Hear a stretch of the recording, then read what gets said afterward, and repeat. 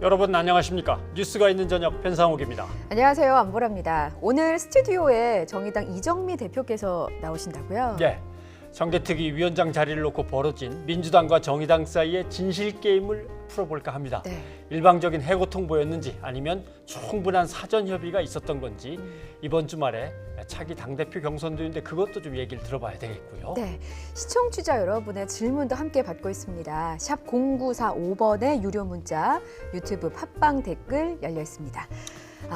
문재인 대통령이 이런 평가를 내렸어요. 북미 양국이 사실상 적대 관계 종식을 선언했다. 네, 판문점에서의 회동이 그만큼 큰 의미가 있다는 뜻이죠. 네. 이번 회동이 기존의 외교 문법으로는 결코 일어날 수 없는 일이었는데 비핵화와 평화체제 구축을 위해서도 상식을 뛰어넘는 상상력이 필요하다라고 대통령은 강조를 했습니다. 네. 문 대통령의 평가를 김도원 기자가 정리했습니다. 판문점 군사분계선에서 손을 맞잡은 북미 양국의 정상. 트럼프 미국 대통령은 경호원도 없이 김정은 북한 국무위원장의 안내로 북한 땅을 밟았습니다. 곧이어 남북미 3국 정상도 한자리에 모였습니다.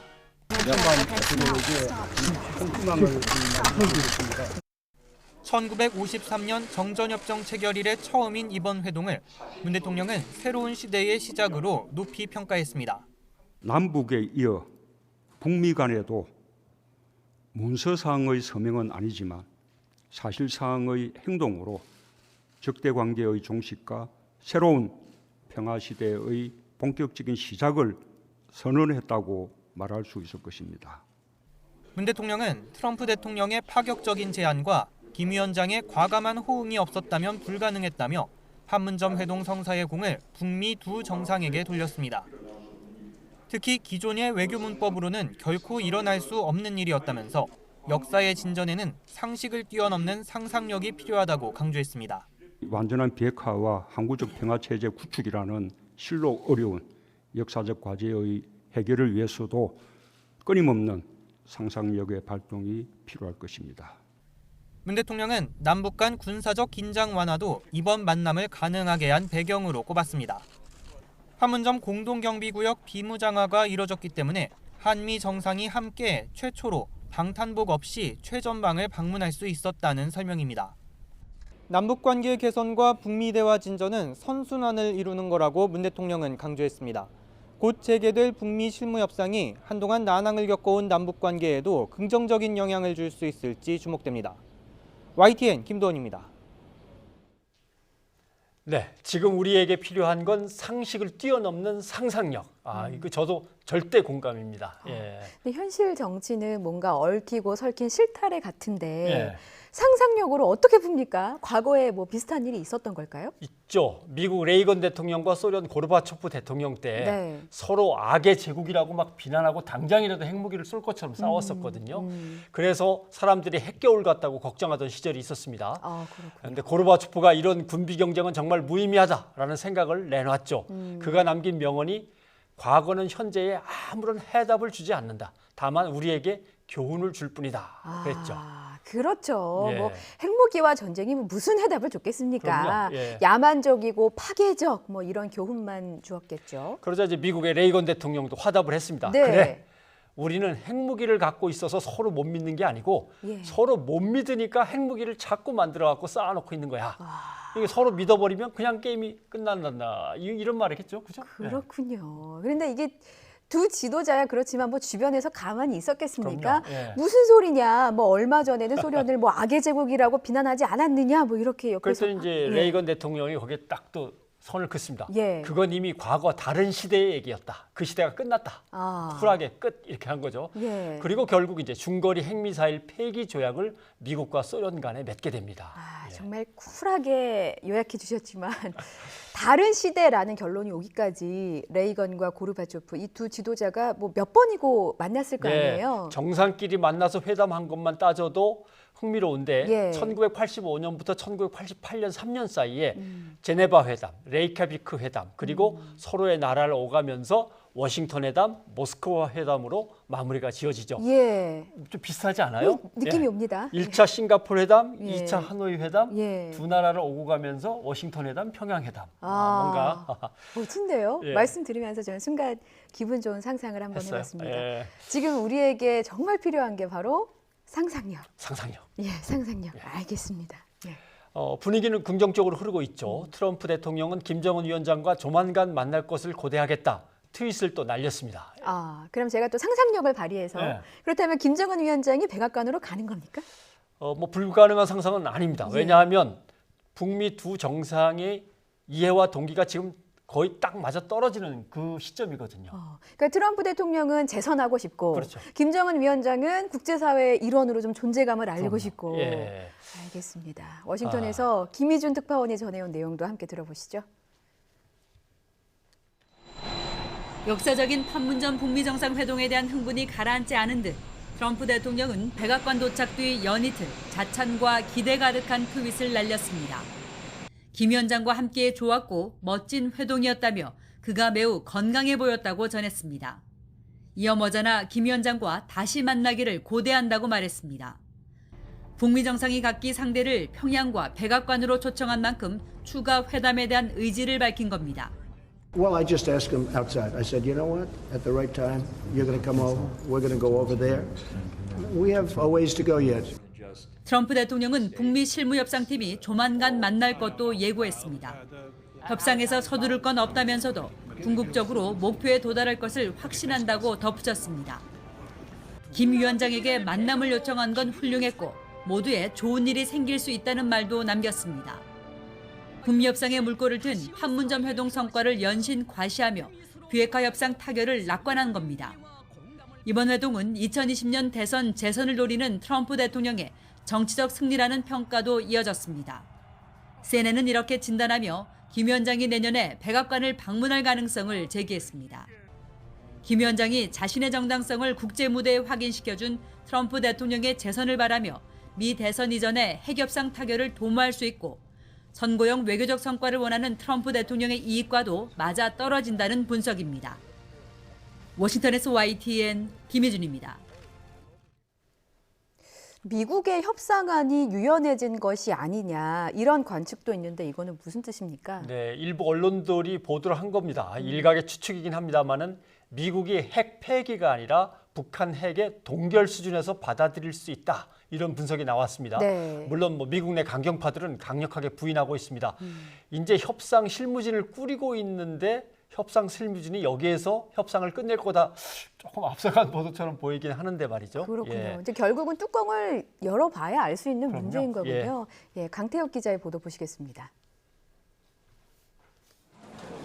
뉴욕타임스는 새로운 북미 협상에서 미국이 북핵 동결로 만족할 수 있다고 보도했습니다. 북한을 핵 보유국으로 암묵적으로 인정해 지금의 상태를 유지한다는 내용입니다. 이는 미국이 내세운 목표의 핵심인 핵 폐기에 못 미치는 데다 북한의 핵 보유를 사실상 방치하는 것이어서 논란이 될 수밖에 없습니다. 워싱턴 포스트도 트럼프 행정부가 협상 목표를 의미하는 이른바 골대를 옮길 가능성이 있다고 보도했습니다. 하지만 트럼프 행정부는 부인하고 있습니다. 특히 대북 강경파 존 볼턴 백악관 국가안보회의 보좌관은 비난받을 만한 시도라고 발끈했습니다. 트윗을 통해 안보회의 어떤 참모도 북한의 핵동결에 만족하려는 바람에 대해 논의해 본 적도 들은 적도 없다고 밝혔습니다. 비건 특별대표도 순전한 추측으로 일축했다고 미 언론이 전했습니다. 하지만 최고 의사결정권자인 트럼프 대통령의 최근 언급은 좀 더 유연해 보입니다. 북한 제재와 관련해 지금은 유지되지만 변화 가능성이 있음을 내비치기도 했기 때문입니다. I don't like sanctions being on his country. I'm looking forward, but the sanctions remain, yes. But at some point during the negotiation, things can happen. 이에 따라 본격적인 북미 간 협상이 이뤄지는 시점에 미국의 목표와 협상 전략이 얼마만큼 유연해졌는지 알 수 있을 것으로 보입니다. YTN 강태욱입니다. 네, 그럼 이건 어떻게 보십니까? 문재인 대통령이 개성공단을 밀고 있잖아요. 네, 북한이 핵을 폐기할 경우 개성공단을 재개하도록 하는 걸 미국이 상응조치 카드로 한번 활용해봐라 제안을 하기도 했었는데요. 네. 이번에 판문점 회담 직전에 DMZ 초소를 찾았을 때도 개성공단의 긍정적인 효과에 대해서 트럼프 대통령에게 설명을 했다고 합니다. 네, 트럼프 대통령의 반응이 궁금합니다. 뭐 이거는 임성호 기자의 리포트에서 확인해 보겠습니다. 역사적인 판문점 회동 직전 한미 정상은 함께 DMZ 초소를 찾았습니다. 문재인 대통령은 트럼프 대통령에게 철책 넘어 보이는 개성공단의 역사에 대해 설명했습니다.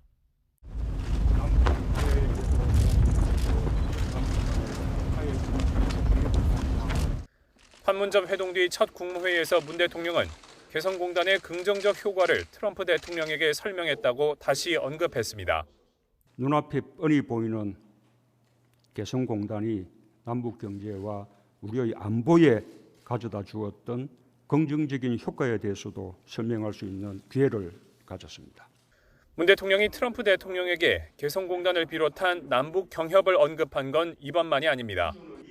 지난 하노이 북미 정상회담 직전 가진 트럼프 대통령과의 통화에서도 문 대통령은 북한의 실질적 비핵화에 대한 상응 조치로 남북 경협을 적극적으로 활용할 것을 제안했습니다.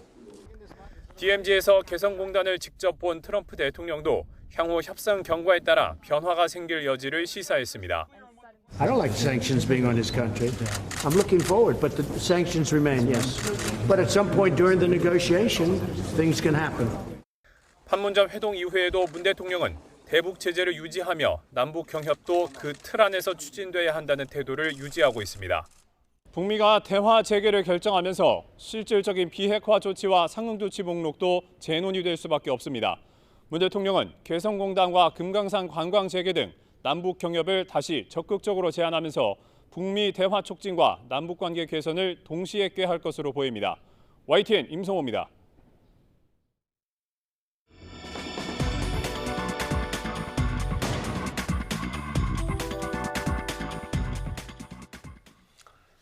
네, 브리핑이 있는 저녁 시간입니다. 사건 사고 소식을 이현아 기자와 함께 알아보겠습니다. 어서 오십시오. 안녕하십니까? 예, 오늘 첫 소식이 병풍 사건이에요. 네, 맞습니다. 추억의 병풍 사건이군요. 예, 일단 사건 내용을 조금 설명을 해주셔야 될 것 같습니다. 오래전이라. 예, 그 2002년 대통령 선거 당시에 이회창 후보의 그 아들 병역 비리 의혹을 제기한 이른바 그 병풍 사건의 주인공입니다. 네. 57살 김대엽 씨가 사기 혐의로 검찰 수사를 받던 중에 예. 해외 도피를 했습니다. 네. 네, 이 해외 도피 3년 만에 체포가 된 소식입니다. 예. 당시의 병풍 사건, 뭐 추억의 병풍 사건이라고 말씀하셨지만 저도 기억이 납니다. 예. 그때 당시 뭐 파장이 그렇죠. 대선 전국이었으니까요. 예, 상당했었던 것 같은데 이 부분도 좀 짚어주신다면요? 예. 네, 일단 이 병풍의 단어가 좀 낯서신 분들도 있을 것 같은데요. 네. 한자를 보면은 병사병의 바람 풍자입니다. 그러니까 이제 병역 비리의 바람을 일으킨 사건이다라고 볼 수 있는데요. 병풍 사건 의혹 제기는 이회창 후보가 이제 말씀하신 대로 당시 제 16대 대선 낙선에 매우 큰 변수로 작용을 했었고요. 예. 그리고 단순한 스캔들을 넘어서 법적, 정치적 문제로까지 커졌었습니다. 당시에 그 김대엽 씨의 주장을 좀 살펴보겠습니다. 네. 김 씨는 이 후보 아들의 그 기록표가 위조 변조됐다. 예. 그리고 또 불법 그 병역 면제를 은폐하려고 대책 회의까지 열었다. 그리고 뭐 신검 부표를 고의적으로 파기했다라고 주장을 했는데 모두 허위로 밝혀졌습니다. 그리고 또 관련해서 김대엽 씨의 발언도 좀 직접 들어보시죠. 사람들 직접 보면 알겠죠. 아니 근데 그 수용이 안 되면은 김대엽 씨가 직접 그거를 밝히실 의향이 있으십니까? 뭐 청와대 앞에서 할복이 하지. 네, 뭐 과거 영상 예. 좀 뭐 발언 어느 정도였는지 좀 알기 위해서 준비를 했었고요. 예. 김 씨는 2004년 대법원에서 명예훼손과 무고 등 혐의로 이제 유죄 판결을 받았고 예. 사실 이 혐의 말고도 뭐 수사관 자격을 사칭하는 등의 혐의가 또 적용이 됐었어요. 그래서 징역 1년 10개월을 확정받기도 했습니다. 예. 그러면 이제 김대엽 씨가 체포됐다는 건데 네. 현재 받고 있는 혐의는 뭡니까? 예, 그 체포 당시에 받는 혐의는 좀 여러 가지가 있는데 일단 대표적인 혐의 좀 먼저 말씀을 드리겠습니다. 네. 2011년에서 13년 사이에 강원랜드의 CCTV 교체 사업건을 관련해서 사기 사건입니다. 예. CCTV 교체 사업건을 따주겠다라고 하면서 관련 업체로부터 돈을 받아 챙긴 혐의인데요. 예. 모두 3차례에 걸쳐서 2억 5천만 원 상당을 받았습니다. 당시 수사는 서울 남부지검에서 진행을 했었습니다. 근데 언제 어떻게 해외로 도주한 거예요? 네, 이 수사를 받던 김 씨가 2016년 6월에요. 예. 환청, 불안 등 건강 이상을 호소하기 시작합니다. 그러면서 이제 남부지검 측은 그러면 김 씨가 이제 회복할 때까지 수사를 중지하는 예. 이른바 시한부 기소 중지 처분을 내렸습니다. 근데 김 씨가 검찰 출석 일정을 이후에 3차례 정도 더 연기하기 시작합니다. 예. 그리고 2016년 10월에 필리핀으로 출국을 하게 되는 건데요. 예. 사실 당시에 검찰이 별도의 출국 금지 조치를 하지 않았습니다. 관련해서 전문가의 이야기 한번 직접 들어보시죠. 통상적으로 좀 범죄 전력이 있고 만약에 이 상황이 죄질이 안 좋다 그러면 도주 우려가 있다 그러면 출국 금지를 하거든요.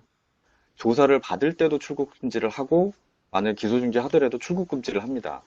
이 당시 상황에서는 금액도 상당히 크고 또 강원랜드 CCTV에 대한 어떤 이권 문제에 대한 그런 그 사안에 대한 중대성을 판단을 했을 때 출국 금지 조치를 하지 않은 게 사실 아쉬움으로 남는 것도 좀 사실입니다. 네, 어쨌든 그 검찰의 출국 금지 조치를 하지 않아서 해외로 도피하는 데 성공을 했고요. 예. 김 씨의 출국 사실을 검찰은 뒤늦게 확인을 했습니다.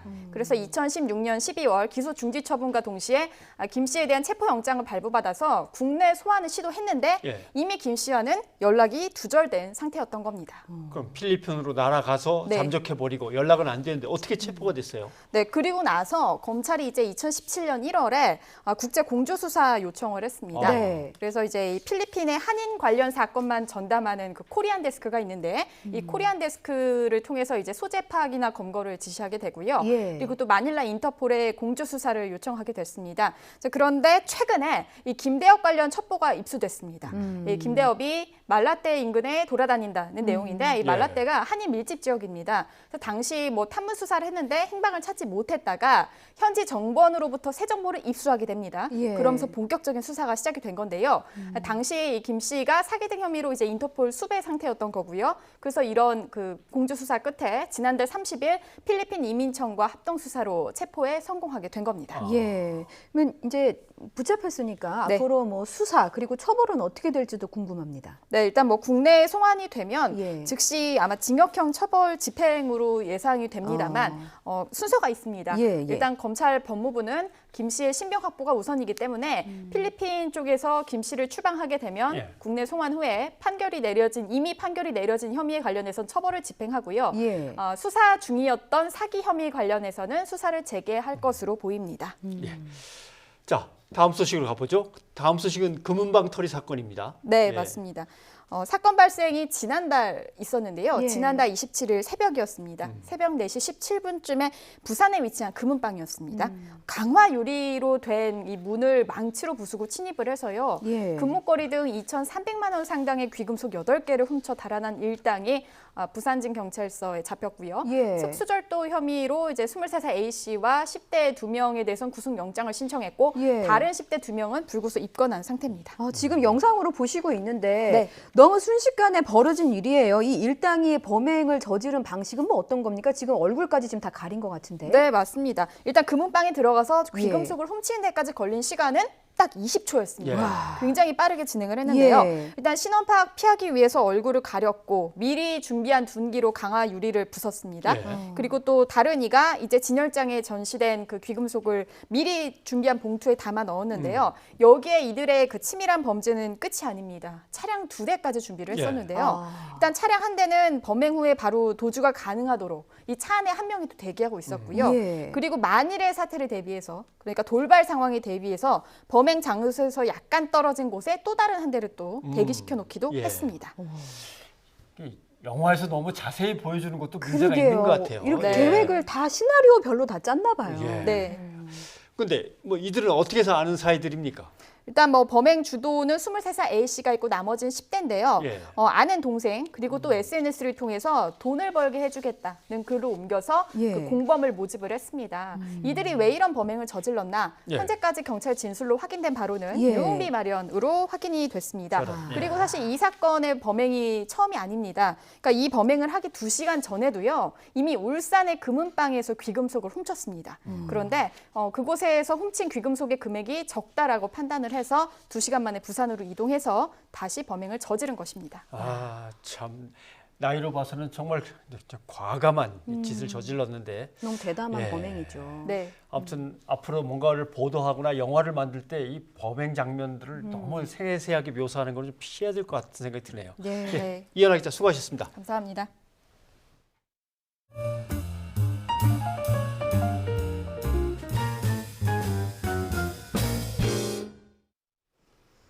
네, 다음은 일본 아베 총리의 말을 전해드릴 텐데요. 저는 이런 표현이 떠올랐습니다. 술은 마셨으나 음주운전은 아니다. 예, 뭐 아베 총리가 경제 제재를 했지만 보복 조치는 아니다라고 한 그 발언이겠죠. 예. 아베 총리의 말을 듣고 일본 기자들도 이게 보복 조치가 아니고 뭐냐 여러 번 물었다고 합니다. 도쿄에서 황보현 특파원이 보도합니다. 自由、公正、無差別、こうした自由貿易の基本的原則を今回の G20 では明確に確認することができました。 오사카 G20 정상회의 의장으로서 폐막식 때 힘주어 한 이 말이 아베 총리의 발목을 잡았습니다. 불과 이틀 만에 한국에 대한 경제 제재를 발표한 것은 전 세계를 상대로 강조한 자유롭고 공정한 무역과 맞지 않기 때문입니다. 한국을 비롯한 외신은 물론 일본 언론도 이 부분을 꼬집었습니다. 아베 총리는 그러나 한국에 대한 제재가 자유무역과는 관련이 없다고 일본 언론과의 인터뷰에서 말했습니다. 또 세계 무역기구 WTO의 규정에도 맞는다고 주장했습니다. 아베 총리는 또 이번 제재가 국가와 국가 간 신뢰관계 속에 해왔던 조치를 수정한 것이라고 말했습니다. 즉 한일 신뢰관계가 크게 손상돼 기존의 조치를 바꿨다는 뜻인데 일본 정부가 그간 징용 배상 판결을 두고 신뢰 문제를 줄곧 언급해온 만큼 결국 이 문제에 대한 후속 조치라는 점을 인정한 셈입니다. 스가 요시히데 관방장관은 징용 배상 문제와 관련된 조치임을 더 명확히 밝혔습니다. 旧朝鮮半島出身労働者については G20 までに満足する解決策が示されなかったことから信頼関係というのが著しく優れられたとここは言わざるを得ないと。 이번 보복 조치를 결정하는데 총리 관저와 주변 국회의원의 뜻이 강하게 작용했다는 보도도 나왔습니다. 제재 준비 과정에서 일본 기업이나 국제적인 제조망에 영향을 미칠 것을 우려하는 견해도 있었지만 최종적으로는 총리 관저와 주변 국회의원의 강한 의향이 작용했다는 겁니다. 통상 일본 언론에서 이렇게 말하는 총리 관저는 아베 총리 또는 우리 청와대에 해당하는 내각 관방 내 측근을 뜻합니다. 일본 언론은 또 이번 제재 조치가 이미 지난 5월 내부적으로 거의 결정됐으며 극히 일부의 정부 관계자만이 구체적인 제재 내용에 관여했다고 전했습니다. 도쿄에서 YTN 황보현입니다. 네, 우리 수출이 타격을 입을까 봐 걱정입니다. 네, 뭐 정리를 해보면 첫째, 일본이 취하겠다는 조치는 팔지 않겠다는 게 아니라 신고 절차를 까다롭게 강화하겠다라는 거인 걸로 보이고요. 예. 둘째, 우리 기업들이 또 비축해 놓은 게 약간은 있습니다. 지금 당장 큰 타격은 없을 거라는 관측이 그래서 나오는 거고요. 뭐 기업들이 항상 리스크에 대비를 하니까요. 그 말씀은 우리가 재료를 구하지 못해서 뭔가 허둥대는 상황까지는 가지 않을 거다. 뭐 이렇게 보는 견해도 있는 거군요. 있는 거죠. 예. 셋째, 또 안 팔면 안 사면 그만이지라는 견해도 있습니다. 왜냐하면 반도체 가격이 뚝 떨어져서 우리 수출액이 많이 줄었다고 이 시간에 계속 얘기를 했던 거죠. 예. 그러니까 지금 반도체나 디스플레이는 공급 과잉 상태입니다. 잔뜩 쌓여 있는 재고를 처리하면서 기다릴 수도 있는 거죠. 또 글쎄요. 대한민국의 삼성과 대한민국의 LG를 빼고 나면 그런 걸 사갈 기업이 뭐 지구촌에 그렇게 많지도 않습니다, 사실. 말씀 듣고 보니까 그러네요. 그래서 일본에서는 우리도 손해일 수 있다라는 분석들이 지금 나오고 있는 거군요. 일본 언론 보도를 보면 일본 니혼 게이자이 신문 걸 보면 이번 조치는 장기적으로 부작용이 크고 삼성전자 등 대기업들이 대체 국가를 확보하려는 등 탈일본 움직임을 초래할 가능성도 있다. 이렇게 보도를 하죠. 만약에 탈일본이 진행이 되면 우리한테는 기회로 좀 작동하는 걸까요? 다변화하는 기회도 되고요. 나중에 또 일본이 다시 사가라고 할 때 뭐 이제 와서 우리가 꼭 사가야 될까? 뭐 이러면서 이제 가격 흥정해서 우리가 유리할 수도 있고 우리 기업들이 이제 타격을 입을 수 있다고 걱정하는 기사도 잘 보시면 사태가 길어지면 또는 도입이 원활치 않을 경우에는 이렇게 단서들이 붙어 있습니다. 거기까지 가지 않도록 만나서 논의를 하고 타결점을 찾아가야겠죠. 그렇군요. 어쨌든 정부는 대응을 하기는 해야 하고 해야죠. 그 카드로 WTO 제소를 꺼내 들었습니다. 이게 실효성이 있는 겁니까? 그게 일본의 노림수라고 봐야 할 수도 있고요. 왜요?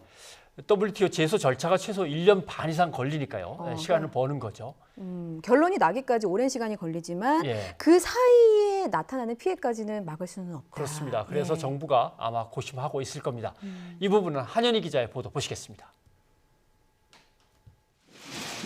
일본 정부의 보복 조치에 정부는 WTO 제소를 대응 카드로 꺼내들었습니다. 향후 WTO 제소를 비롯해서 국제법과 국내법에 의거 필요한 대응 조치를 취해 나갈 것이다.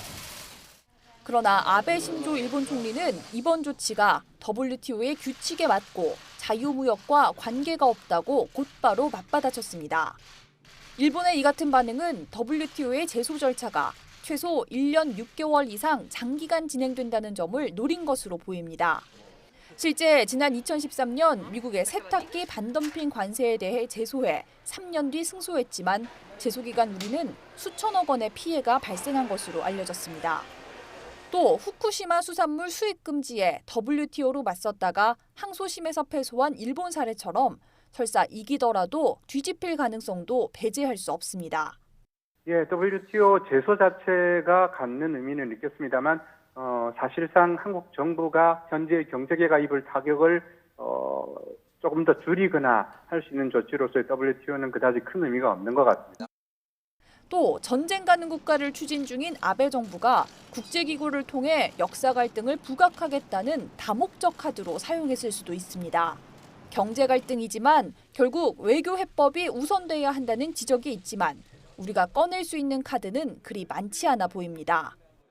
양국 관계에 부정적 영향을 미칠 수 있다는데 심각한 우려를 표명하고자 하며 유감으로 생각하고 이 조치를 철회할 것을 촉구합니다. 정부는 과거사와 다른 한일 관계를 분리 대응하는 기조를 유지한다는 방침입니다. 강경화 외교부 장관은 그러나 앞으로 상황을 보면서 후속 대책을 연구해야 할 것 같다고 밝혀 대응 방안이 쉽지 않음을 내비쳤습니다. YTN 한현입니다. 일본 정부가 반도체 핵심 소재 3개 품목에 대한 수출 규제를 강화하겠다고 밝히면서 우리나라에 대한 경제 제재 조치라는 비판이 커지고 있습니다. 우리 경제에 어느 정도로 파장을 미칠지 참 좋은 경제연구소의 이인철 소장과 함께 이야기를 나눠보겠습니다. 어서 오십시오. 좀 얘기가 있었고 기자의 리포트도 봤습니다만은 그 3개 품목이 어떤 건지에 대해서는 좀 설명이 필요할 듯합니다. 그렇습니다. 낯선 것이어서. 일본이 굉장히 꼼꼼하게 경제 보복을 사전에 준비했다라는 게 좀 드러나는 대목입니다. 사실은 타이밍이 절묘합니다. 정말 물론 G20 정상회담을 잘 치러서 그 블랙홀처럼 남북미 정상이 판문점에서 깜짝 회동하면서 전 세계의 이목이 한반도로 쏠렸다라는 점에서 그 다음 날입니다. 바로 다음 날 이제 경제 보복 카드를 꺼내 드는데 왜 꼼꼼하게 준비를 했느냐? 과연 한국의 아킬레스건이 뭘까? 일본이 움직임으로 해서 한국이 타격을 받을 수 있는 산업 부분만을 꼽았어요. 정말 우리가 글로벌 1위인 것들입니다. 반도체, 디스플레이.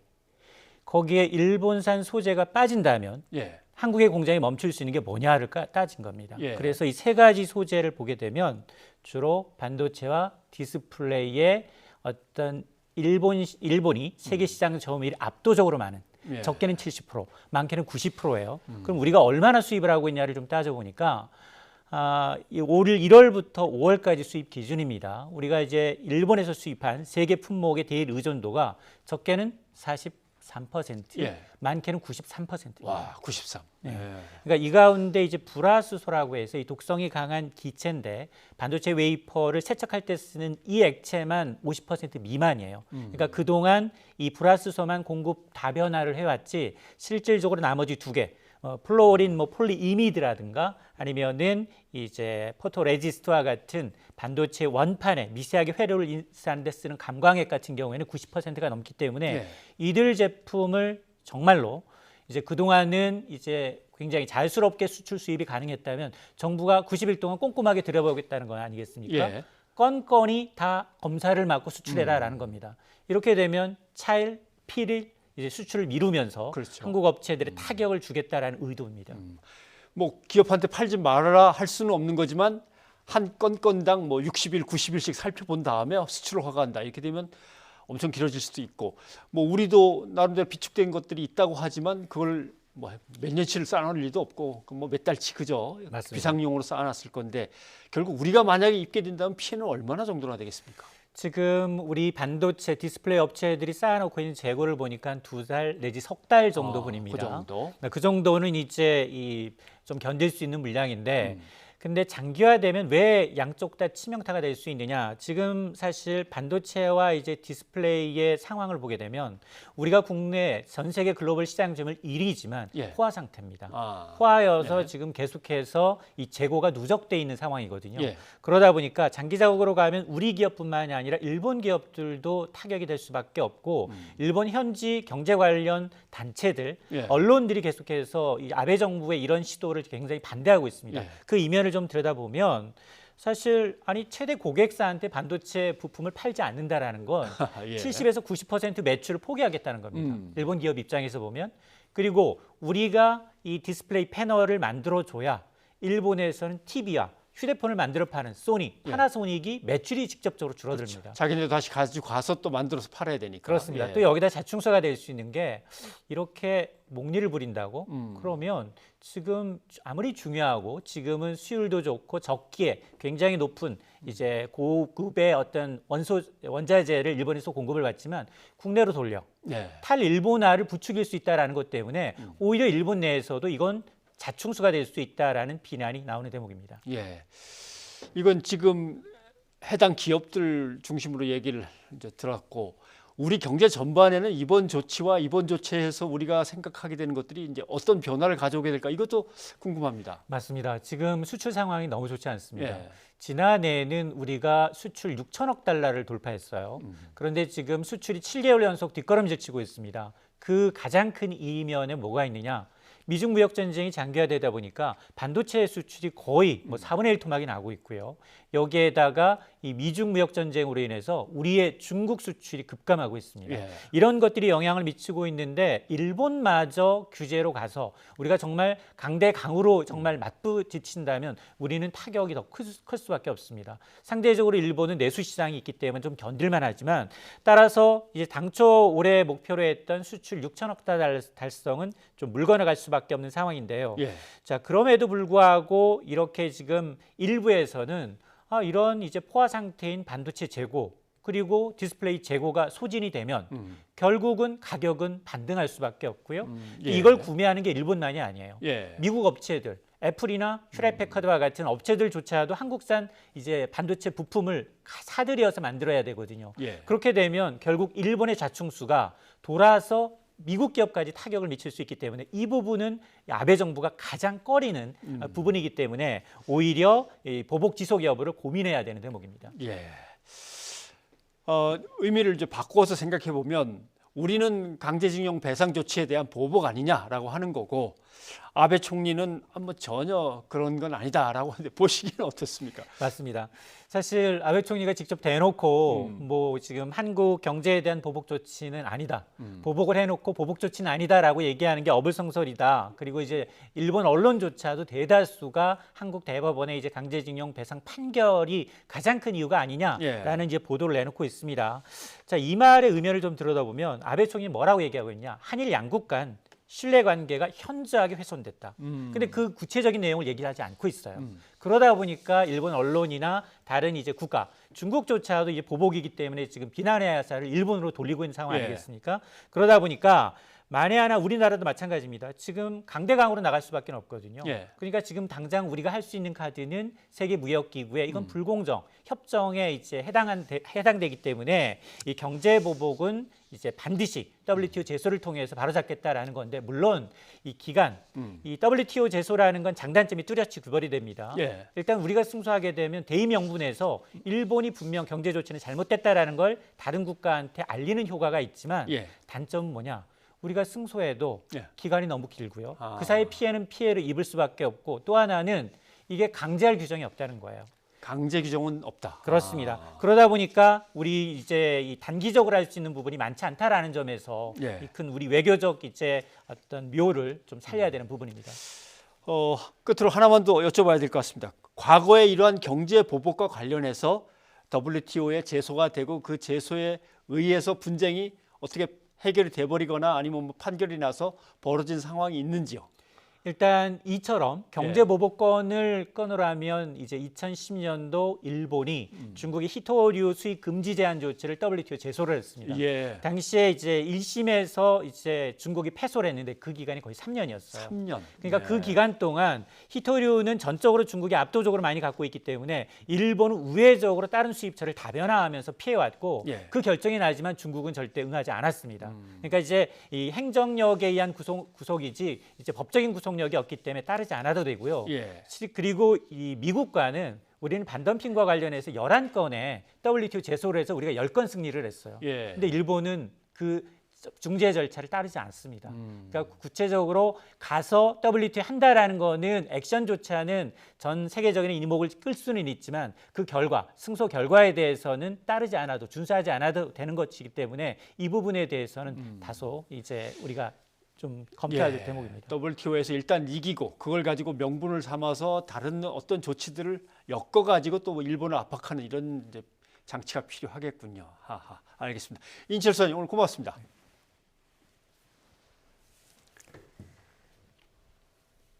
네, 다음 소식입니다. 학교 비정규직 노조가 내일 파업에 들어갑니다. 오늘 교육부와 17개 시도 교육청 등이 막판 협상을 벌였는데 끝내 결렬됐습니다. 네, 이로써 이 학교 비정규직 연대회의에 소속된 조합원 5만여 명이 내일부터 총파업에 돌입합니다. 당사자들도 착잡할 테고 학부모들의 마음도 좀 복잡할 것 같습니다. 학교 비정규직 연대 요구사항을 정리를 한번 해볼까요? 교육부와 시도교육청에 기본급의 평균 6.24%를 올려달라. 그리고 다른 수당에서 정규직과의 차별을 없애달라고 요구하고 있고요. 자신들과 같은 교육 공무직을 초중등 교육법상 교직원에 포함해달라고도 주장하고 있습니다. 하지만 교육당국은 예산 등의 문제로 이 같은 요구를 들어주기 어렵다는 입장이고요. 협상이 최종 결렬되면서 급식 그리고 돌봄 교실 등에는 차질이 불가피할 것 같습니다. 다음 소식입니다. 이 필리핀 가사도우미를 불법 고용한 이명희 전 이루재단 이사장과 조현아 전 대한항공 부사장이 징역형을 선고받았습니다. 비난받을 여지가 큰 범죄라 검찰이 구형했던 것보다 그 벌금형으로는 안 되겠다, 부족하다면서 법원은 징역형을 선고한 거죠. 그런데 집행유예잖아요.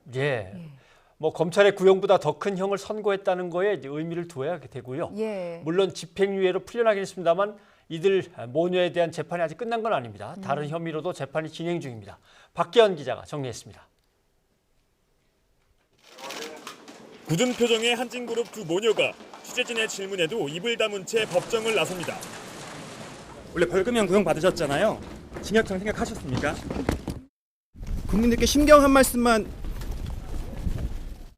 서울중앙지방법원은 필리핀 가사도우미 11명을 불법 고용한 혐의로 기소된 이명희 전 이루재단 이사장과 조현아 전 대한항공 부사장에 대해 예상으로 훌쩍 뛰어넘는 중형을 선고했습니다. 이 전 이사장은 징역 1년 6개월에 집행유예 3년을, 조 전 대한항공 부사장은 징역 1년에 집행유예 2년, 벌금 2천만 원을 선고받았습니다. 검찰은 벌금형을 구형했지만 재판부가 더 무거운 형량을 선택한 겁니다. 재판부는 이들이 한진그룹 총수 부인 또는 자녀의 지위를 이용해 대한항공 직원을 불법 행위에 가담시켰고 가사도우미를 귀국시켜 범행을 숨기는 등 비난받을 가능성이 커 벌금형만으로는 부족하다고 판단했습니다. 앞서 이 전 이사장과 조 전 부사장은 지난달에도 명품을 밀수입한 혐의가 유죄로 인정돼 징역형을 선고받았습니다. 두 차례 징역형 모두 집행이 유예돼 교도소에 수감될 위기는 모면했지만 아직 안심할 처지는 아닙니다.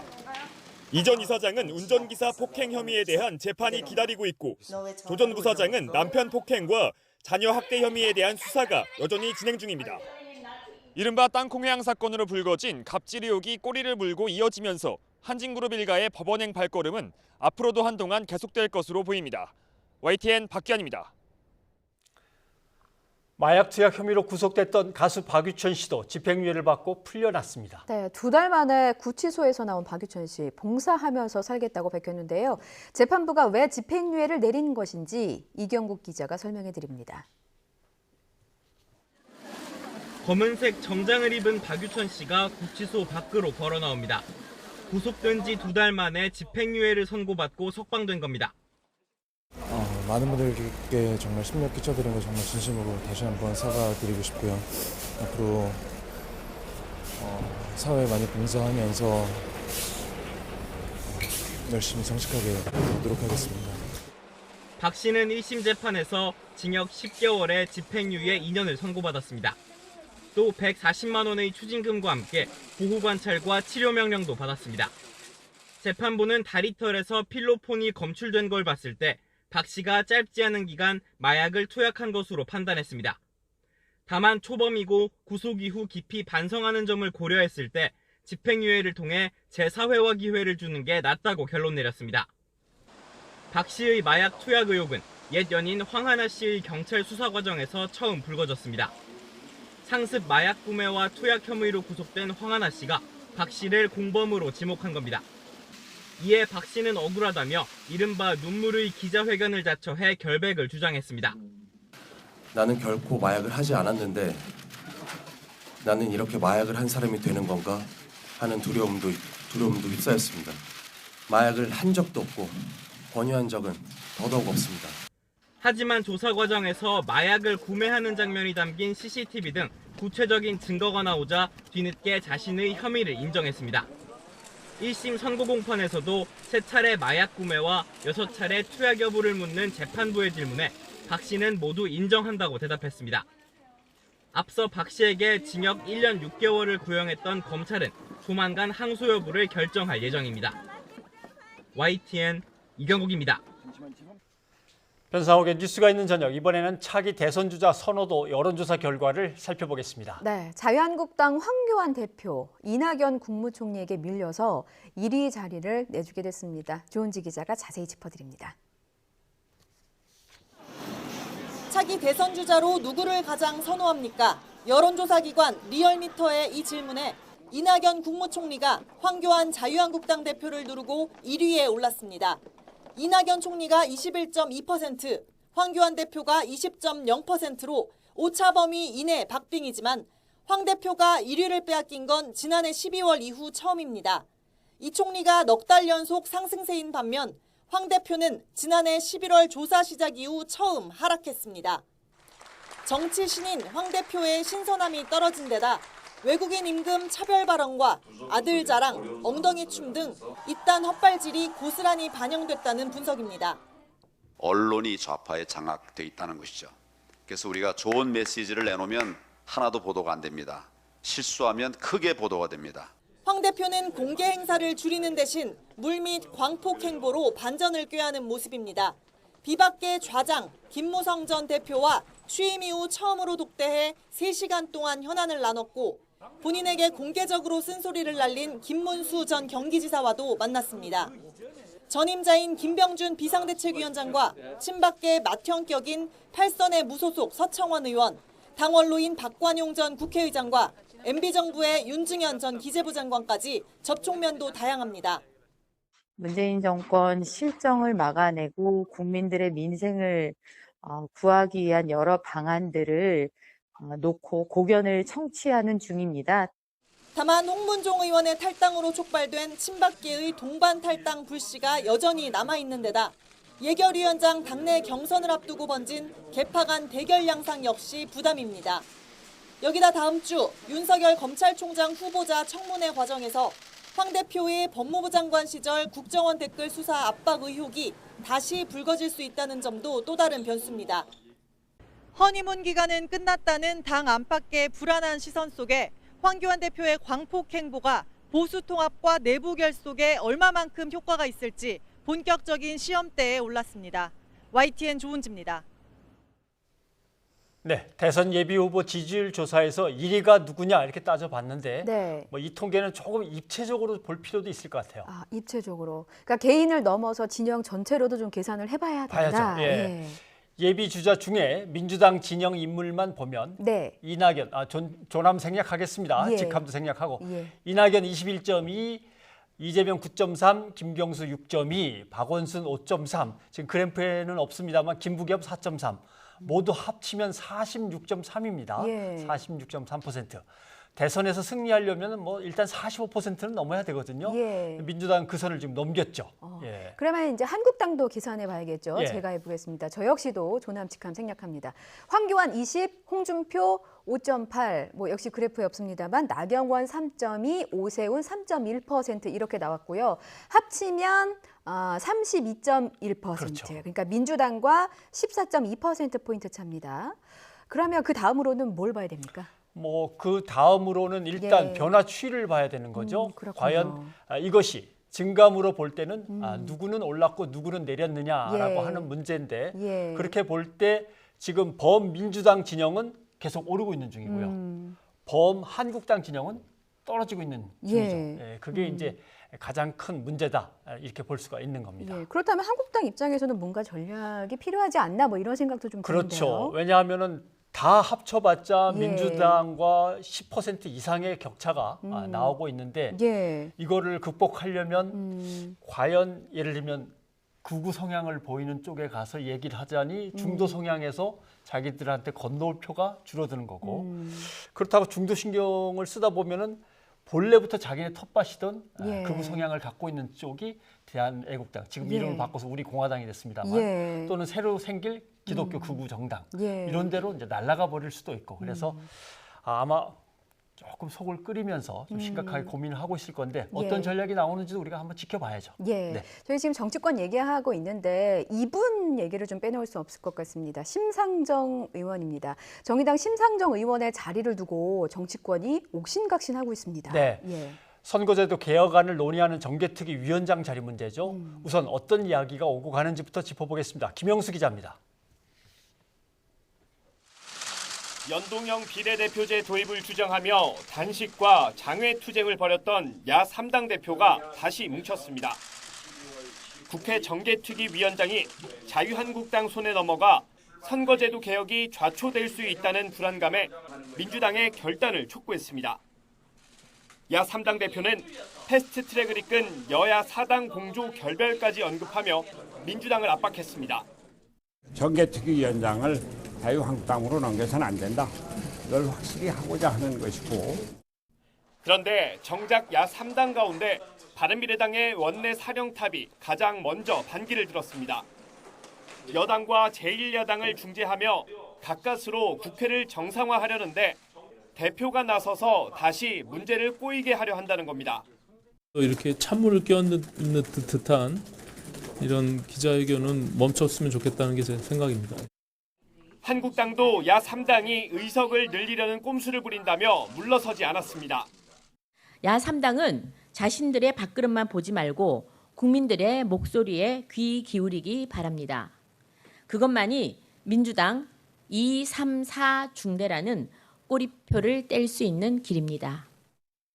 야 4당이 티격태격하는 사이 칼자루를 쥔 민주당은 장고에 들어갔습니다. 일단 정개특위 위원장을 맡아 여야 4당 공조를 유지해야 한다는 쪽이 우세하지만 선거제는 막판으로 갈수록 개혁 취지가 퇴색할 가능성이 큰 만큼 사개특위를 가져와 사법개혁을 완수하자는 의견도 적지 않은 것으로 전해졌습니다. 계속 이제 뭐 의견도 모으고 논의를 하고 있고요. 또 의총 열어서 의견도 듣고 그럴 예정에 있습니다. 국회 정상화 합의를 둘러싸고 여당 내부에서 불만의 목소리도 제기되는 가운데 원내 지도부가 어떤 선택을 내릴지 관심이 쏠리고 있습니다. YTN 김영수입니다.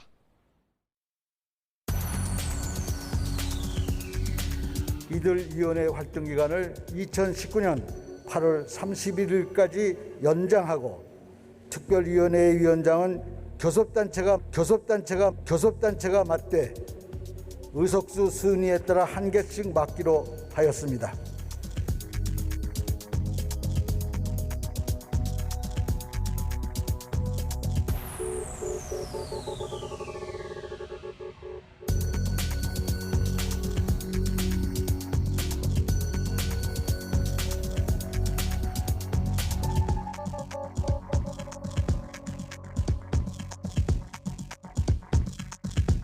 여야 3당 간의 합의로 정개특위위원장 교체 통보를 받았습니다.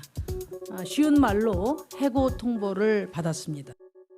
정개특위가 자유한국당에게 넘어간다는 거는 자유한국당이 국회 선진화법을 어기면서 폭력 난동까지 벌인 상황에서 어렵게 관철시킨 패스트트랙을 다 무위로 돌리는 결과를 낳게 된다는 건 너무 불보듯 뻔한 일입니다.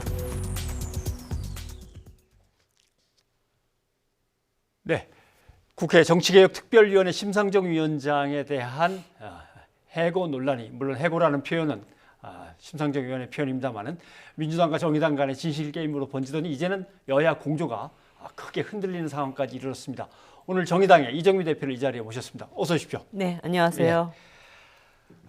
글쎄요, 무슨 얘기부터 해야 될지 모르겠습니다만은 지금 벌어진 상황은 이제 대충 보셨는데 미리 언질이 전혀 없었습니까? 민주당으로부터? 이인영 대표, 원내대표로부터 이게 진실 공방으로 자꾸 흐르고 있는데요.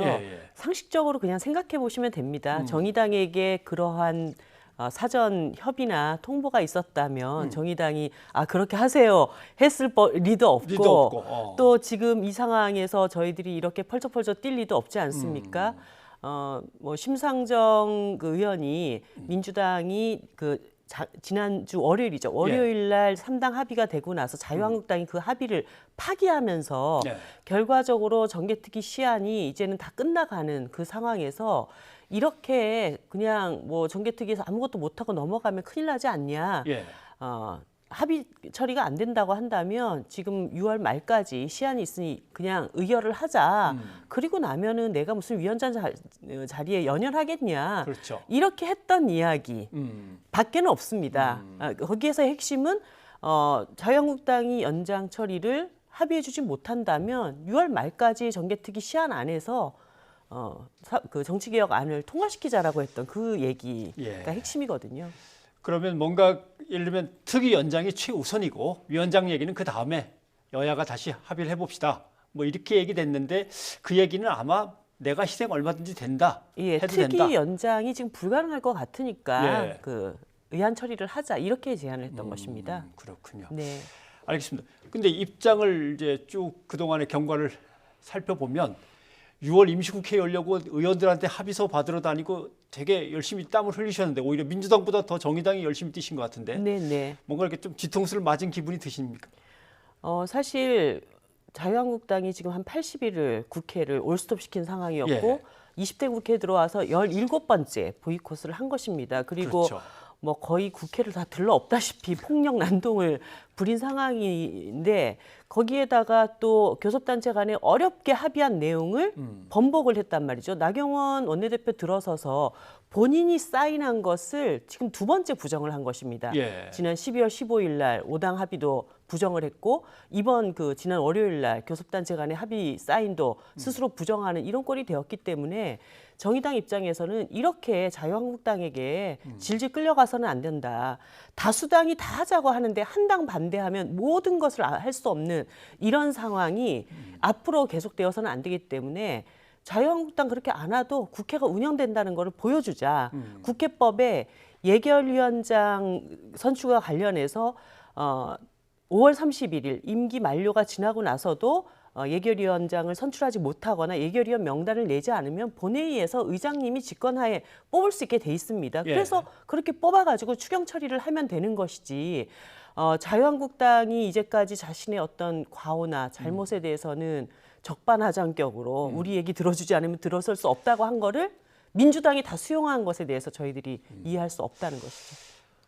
현실적으로는 어떻게든 국회를 좀 복귀시키려고 했던 이제 자유한국당을 데리고 왔고 네. 국회의장이 저렇게까지 얘기를 다 한 상황에서 일단 정개특위위원장이든 사법개혁위원장이든 간에 두 당이 나눠 맡으면 정의당은 이제 빠져나오는 건 현실적으로 인정을 할 수밖에 없는 상황이 된 거 아닙니까? 예, 제가 드리고 싶은 말씀은 정개특위 위원장을 예. 정의당이 해야 되는 거 이것에 연연해서 이런 아니다. 얘기를 하는 것은 아닙니다.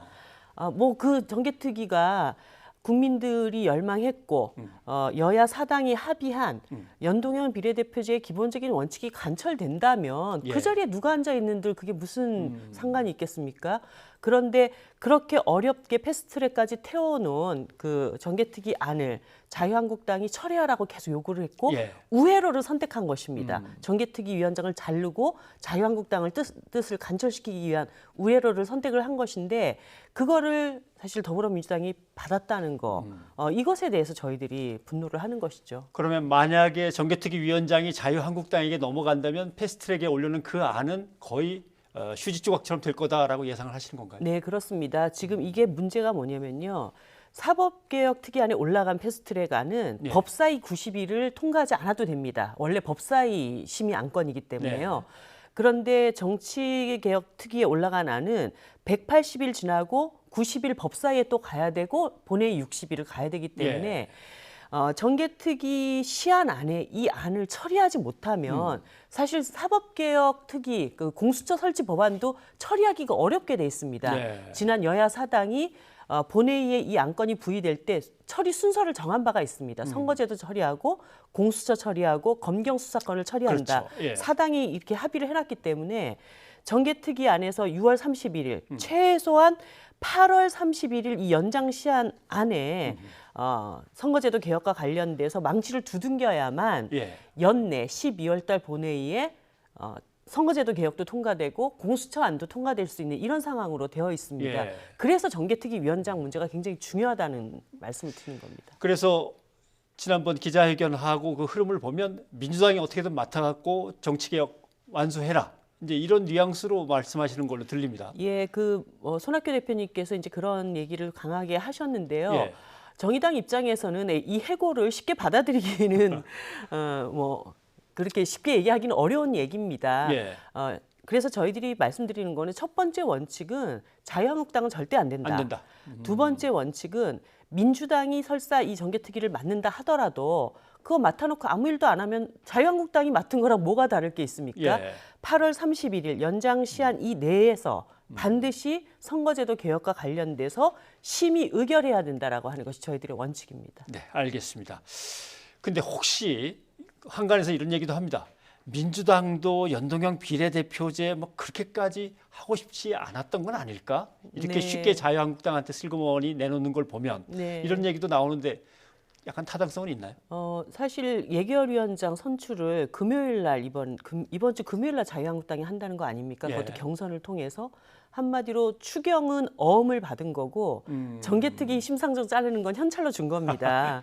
예. 그만큼 이 선거제도 개혁, 정치 개혁에 대해서 더불어민주당이 너무 가볍게 여긴 것이 아닌가에 대한 의혹은 분명히 있습니다. 그리고 네. 그 의혹이 현실이 되지 않기를 바라고 있고요. 사실 이 정개특위에서 다뤘던 모든 내용은 문재인 대통령의 핵심 공약입니다. 집권 정당이 책임져야 될 일을 예. 6석 이 정의당이 힘겹게 여기까지 끌고 온 겁니다. 그러면 마무리는 집권 정당이 책임 있게 하셔야죠. 예, 알겠습니다. 그러면 민주당이 이제 의원총회를 내일이나 모레쯤 한다고 하지 않습니까? 네. 거기서 확실하게 사법개혁, 정개특위 둘을 놓고 정개특위를 갖고 올 걸로는 예상을 하시는지요? 그거를 자유한국당에게 넘기는 결정을 한다. 그거는 결국은 공수처도 버리고 선거제도 개혁도 버리는 수순이기 때문에 예. 그런 좀 잘못된 선택을 하지는 않을 거라고 보고요. 예. 다만 의총에서 정개특위를 민주당이 맡는다가 중요한 게 아니라 8월 안에 이걸 처리해서 사개특위와 정개특위 안을 12월 연내 예. 국회 본회의에서 의결하자. 여기까지 나가야지 된다고 봅니다. 근데 만약에 지금 요구하시는 내용들이 전혀 먹히지 않고 들어주지 않았다고 친다면 정의당은 그 다음에 어떤 절차를 밟게 됩니까? 아시겠지만 작년 12월 달에 제가 이 문제로 열흘간의 단식도 했던 사람입니다. 많은 국민들이 그 국회 난장판을 지켜보면서도 패스트트랙에 대해서 박수를 쳐주셨습니다. 이것이 지난 몇 달 동안에 이 모든 노력이 수포로 돌아가고 아무 일도 없던 것처럼 된다면 뭐 단식까지 했던 사람인데 뭘 못하겠습니까? 아무튼 뭔가 국민들이 원하던 정치의 어떤 개혁 같은 것이 분명히 좀 이루어졌으면 하는 바람 간절하고요. 네. 그다음에 국민들의 불신을 가득 담고 있었던 사법 제도에 대해서도 뭐가 이번 기회에 바로 고쳐야 된다는 생각은 분명히 합니다만은 여야 간에 그 과정을 가지고 계속 이렇게 싸우니까 좀 답답해하니까 뭐 굶더라도 어떻게든 완수를 해내셔야 될 것 같습니다. 네, 기득권 사이에 이 양당 체제가 얼마나 그 소모적인 대결 정치로 국민들을 어렵게 만들어왔습니까? 이번에는 꼭 해결해야 된다고 봅니다. 알겠습니다. 예. 밥그릇 싸움으로 보인다라고 하는 뭐 여론도 있는데 당대표로서 그건 아니다라고 분명히 얘기하시는 지금 금방 거죠. 말씀을 드렸습니다. 사실 민생을 챙기려면 협치와 개혁 경쟁으로 나가야 됩니다. 그런데 지금까지의 이 양당 체제가 국회를 어떻게 만들어 왔는가만 조금만 반추해 본다면 민의를 그대로 담는 선거제도 개혁이 꼭 필요하다는 것을 말씀드리고 싶습니다. 알겠습니다. 정의당은 당대표 선거가 이제 며칠 앞으로 다가와 있죠? 네. 7월 13일 날 이제 제 임기가 끝나고 새로운 지도부가 들어섭니다. 알겠습니다. 이번 선거에서 최고 이슈는 뭐였습니까? 지금 치러지고 있습니다만은. 두 후보 사이에 똑같은 표현을 쓰십니다. 과감한 전환. 그런데 과감한 전환. 심상정 후보는 그 과감한 전환을 이제 수권 정당으로 나가기 위해서 더 국민들 속에 폭넓게 개방하는 정당으로 나가자. 양경규 후보는 진보 정당의 정체성을 제대로 유지하고 더 급진적인 방향으로 정의당의 정체성을 가져나가야 된다. 이것이 이제 가장 큰 어느 길로 가든지 아무튼 과감한 전환은 필요하다라고 하는 것이고요. 한번 지켜보겠습니다. 이 대표님 오늘 고맙습니다. 네, 감사합니다.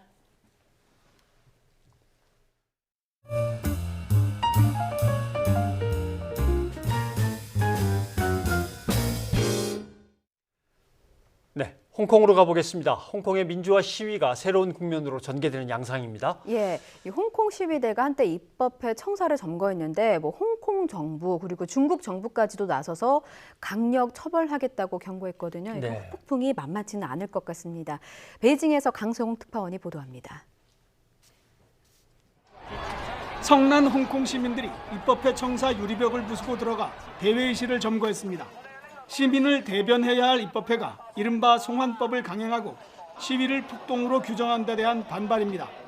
대학생과 청년들이 주축이 된 입법회 점거는 경찰이 진압에 나서며 3시간이 지나서야 끝났습니다. I hope people are aware that why people will gather inside the Legislative Council to have protest is both because of the tyranny, because of the authoritarian rule of Beijing and Hong Kong government.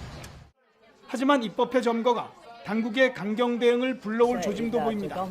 캐리람 홍콩 행정장관은 시위대의 폭력 행위를 엄중 처벌하겠다고 밝혔습니다.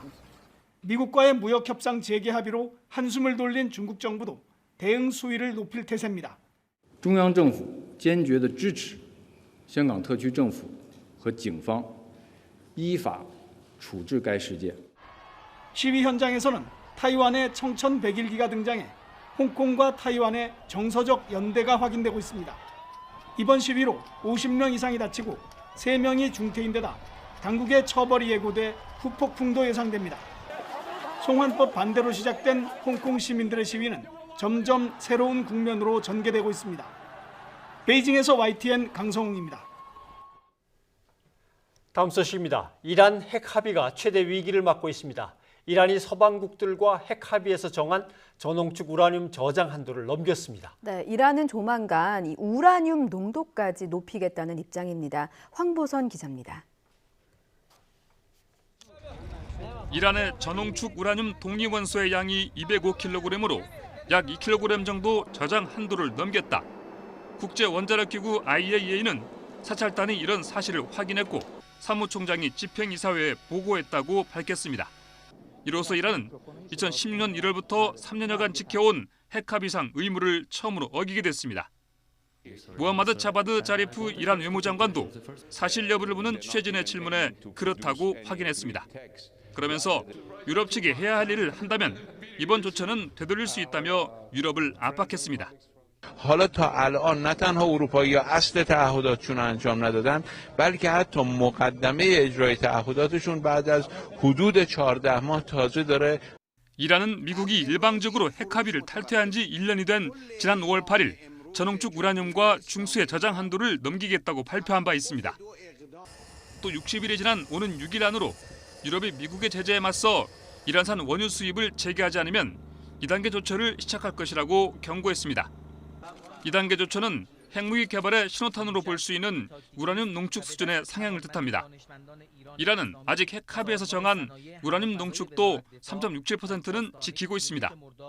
지난해 5월 미국이 핵 합의를 일방적으로 탈퇴하고 이란 역시 이번에 핵 합의를 일부 이행하지 않으면서 2015년 7월 역사적으로 성사된 핵 합의의 존립이 4년 만에 최대의 위기를 맞게 됐습니다. YTN 황보선입니다. 도널드 트럼프 미국 대통령은 이란이 불장난을 하고 있다고 경고를 했습니다. 네, 이 트럼프 대통령은 백악관에서 기자들과 만나서 이란에 대한 메시지를 갖고 있지는 않지만 자신이 무엇을 하고 있는지 알 거다. 그래서 이란을 향해 불장난을 하고 있다라고 말했다고 합니다. 로이터 통신이 전한 내용이고요. 이후에는 폭스뉴스와 인터뷰도 했는데 우리가 뭔가를 해야 하는 상황이 되지 않기를 바란다. 이란이 핵무기를 갖게 놔둘 수 없다. 이렇게 거듭 강조했습니다. 네, 저희 샵 0945번의 유료 문자 그리고 유튜브 팟빵으로 시청자 여러분의 의견 받았습니다.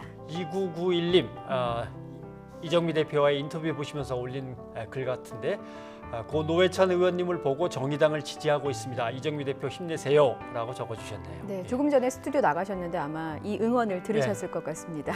그리고 유튜브 통해서 일본 경제 보복과 관련해서 너그캣 아이디 쓰시는 분이십니다. WTO 제소 판결 나려면 최소 2년이다. 무슨 의미가 있을까요? 라는 의견 주셨고요. 더군다나 강제권도 없다고 하니까 좀 실망하신 것 같네요. 또 유튜브에서 올리신 글 중에 슈퍼티브님, 반도체는 우리나라 수출 1순위인데 일본에서 부품이 안 들어오면 참 문제네요. 적어주셨고요. 초월님은 기초산업 튼튼히 할 아주 좋은 기회입니다. 소재, 부품 산업 활성화 계기가 마련될 것입니다. 라고 적어주셨습니다. 오히려 전화위복이 될 수도 있다. 뭔가 아이디처럼 이런 그렇죠. 경제 보복쯤이야 추월해버리자 이런 느낌이 듭니다. 김원중님은 대기업들은 이런 상황에 대비를 했어야죠. 지금부터라도 대비할 수 있기를 바란다. 네, 이런 얘기도 좀 주셨고요. 네, 문 대통령 발언 내용과 관련해서는 유튜브에서 페르소나님, 적대관계 종식선언, 멋진 표현입니다. 라고 적어주셨네요. 네. 자, 저희 이렇게 해서 여러분의 의견 소개해드렸고요. 내일도 많은 의견 부탁드리겠습니다. 네, 뉴스가 있는 저녁은 여기서 인사드리겠습니다. 저희는 내일 다시 찾아뵐게요. 고맙습니다.